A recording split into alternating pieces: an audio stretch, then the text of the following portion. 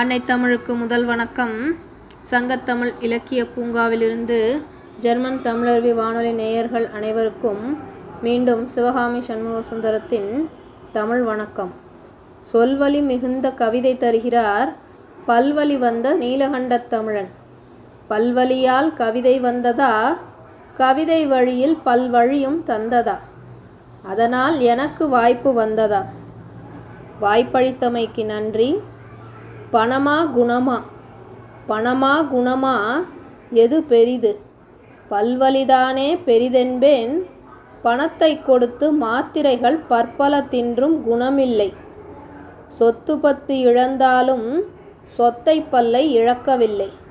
மொத்த முகத்தில் ஒரு பாதி முழுதும் வலியில் துடிக்கிறது. பல்லின் அடியில் தொடங்கும் வலி உச்சி வரைக்கும் பாய்கிறது. அல்லும் பகலும் வலித்தொல்லை 6 நாளாய் இடிக்கிறது.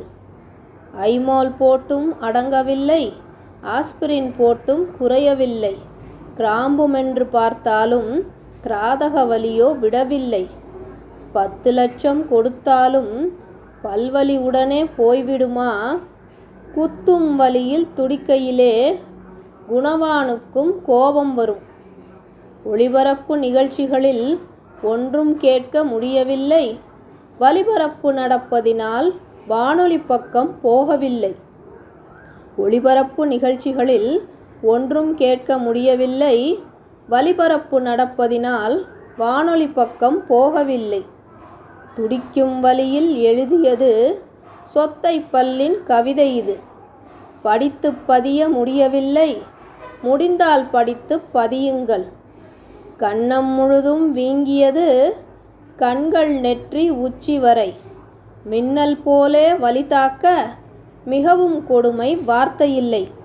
மின்னல் போலே வலி தாக்க மிகவும் கொடுமை வார்த்தையில்லை. படித்து பதிய முடியவில்லை. முடிந்தால் படித்து பதியுங்கள். எனவே அவரது கவிதையை பதிய நான் வந்தேன். உங்களுக்கு நன்றி கூறி விடைபெறுபவர் உங்கள் அன்பு சகோதரி, திருக்குறள் தொண்டர் சிவகாமி சண்முக சுந்தரம், சங்கத்தமிழ் இலக்கிய பூங்கா, சென்னை.